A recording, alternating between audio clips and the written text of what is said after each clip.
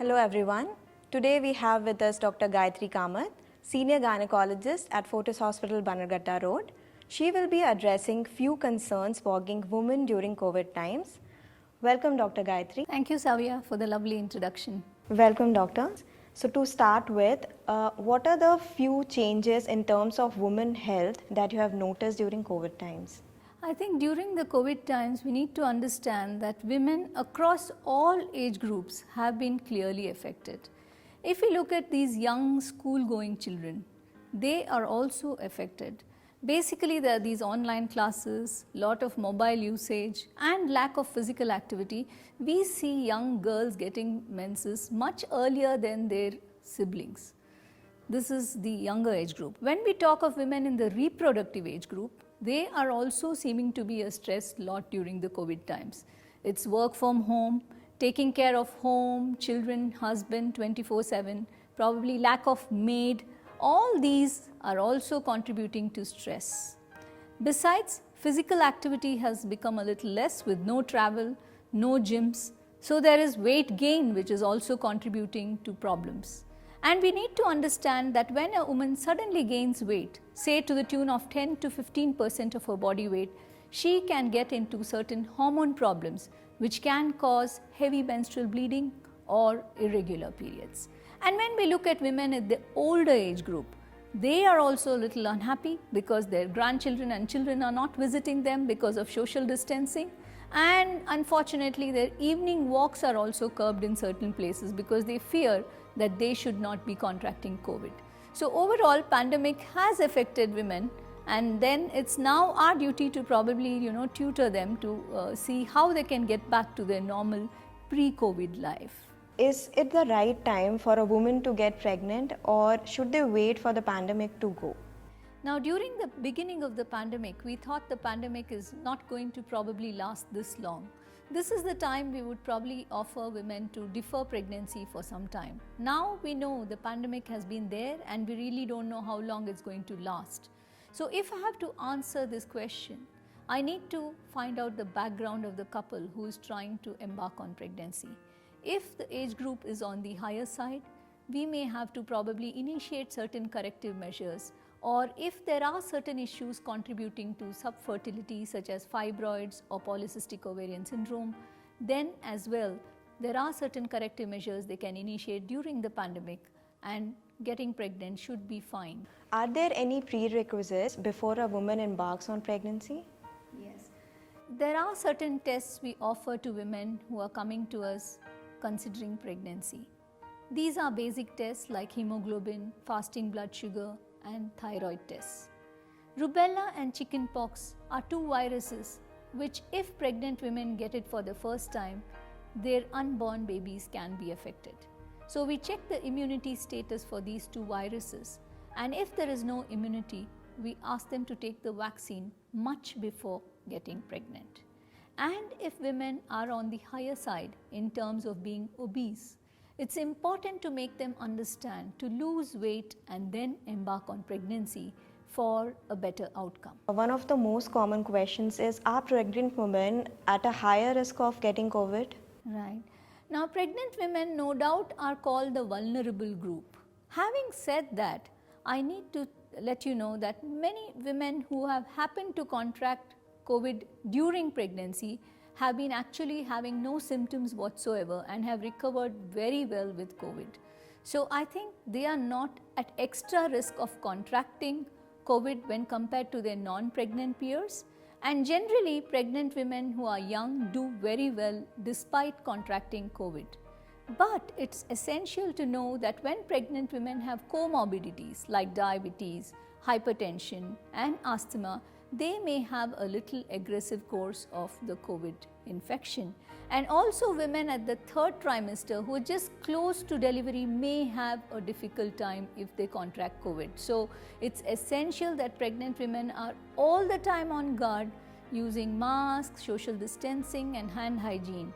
Having been into the pandemic for so long, there's a kind of complacency which is setting in, and it's important for all of us to understand that we need to be all the time alert on this.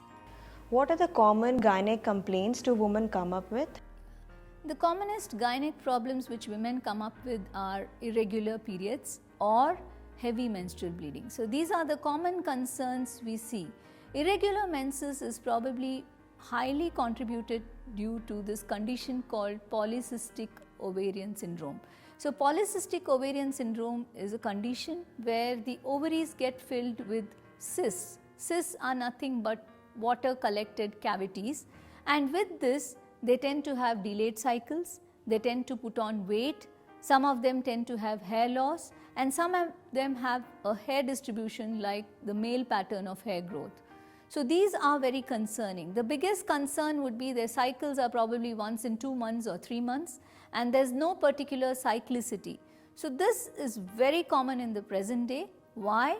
One of the common reasons are the lifestyle changes which the current women go through, like lack of physical activity and stress and probably weight gain. So these are 3 important components for polycystic ovary to set in.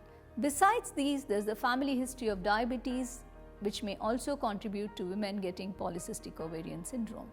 The other condition is probably heavy menstrual bleeding. Heavy menstrual bleeding is usually due to hormone imbalance. Now ladies have 2 hormones, estrogen and progesterone. When there's a balance between the 2, the menstrual rhythm is normal, the flow is not heavy. The problems set in when the estrogen overpowers, and that is when most women complain of heavy menstrual bleeding. So most women over 40 complains of heavy menstrual bleeding. So is removal of uterus the only option? Thankfully, no. We need to understand that many women out of frustration come up to say, "Doctor, get my uterus removed." As healthcare providers, it's very important to offer them all the possible conservative options before we resort to a surgery. Surgery needs to be resorted to only when the conservative measures fail. Some of them can benefit by just taking medicines which help prevent heavy bleeding, and they can take them only during periods. And some of them may need hormonal therapy in terms of tablets which can be taken for about 3 weeks every month. And if they don't like the idea of taking tablets every month, they can think of this device which I was just mentioning, the progesterone releasing device which we call Mirena or Emily, which can be inserted as a one-time procedure in the outpatient, and many people are benefited from heavy menstrual bleeding. It's only when these kind of conservative measures are not of any help, then one may have to consider going ahead with a removal of the uterus. So is removal of uterus a major surgery? Yes, hysterectomy or removal of uterus is definitely a major surgery. Earlier, the removal of the uterus was done by something called an abdominal hysterectomy, where a big incision was taken on the abdomen, something similar to a cesarean section. That was one of the routes offered. And the other one was the vaginal hysterectomy, where people were subjected to removal of the uterus from down below through the vagina. Now, with minimal access techniques like laparoscopy and robotics, this surgery has become far more simpler, especially in terms of recovery. The incision is hardly anything, and people tend to recover very fast because the tissue dissection, the time taken during surgery is far lesser, and women feel very comfortable during the recovery phase. Thank you so much, Dr. Gayathri, for addressing the questions. I think it will be helpful for most of the women during COVID times. Thank you very much. It was my pleasure too. Now we have with us Dr. Divya Kateva, Associate Consultant to Dr. Gayathri Kamath at Fortis Hospital Bannerghatta Road. Welcome, Dr. Divya. Thank you. So, Dr. Divya, a lot of pregnant women are scared to visit hospital for consultation, especially in a hospital where COVID patients are being treated. So, is it safe for a pregnant woman to visit hospital?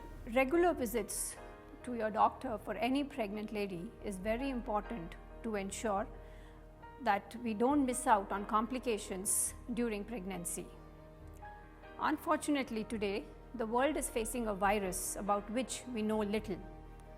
However, what we have learned in the last few months is that wearing appropriate protective equipment like a good face mask, maintaining hand hygiene and social distancing plays very important role in curbing the spread of this virus. Also, what we have seen that pregnant ladies are not at a higher risk compared to the rest of the population as far as the novel coronavirus is concerned. And hence I feel any pregnant lady with appropriate precautions can definitely visit her doctor at regular intervals. Should pregnant women be tested during COVID time? Scientific committees world over have recommended that testing for the novel coronavirus is an extremely important tool to curb the spread of the disease as well as to treat complications early. Pregnant women are the vulnerable section of our population, and if we are to protect them from the complications of this virus, it's very, very important that we test each and every pregnant lady, especially during delivery time, because it not only helps us to protect the pregnant lady, but also the newborn baby can be offered appropriate protection if there is a need. Thank you so much, Dr. Divya, for addressing the questions. Thank you.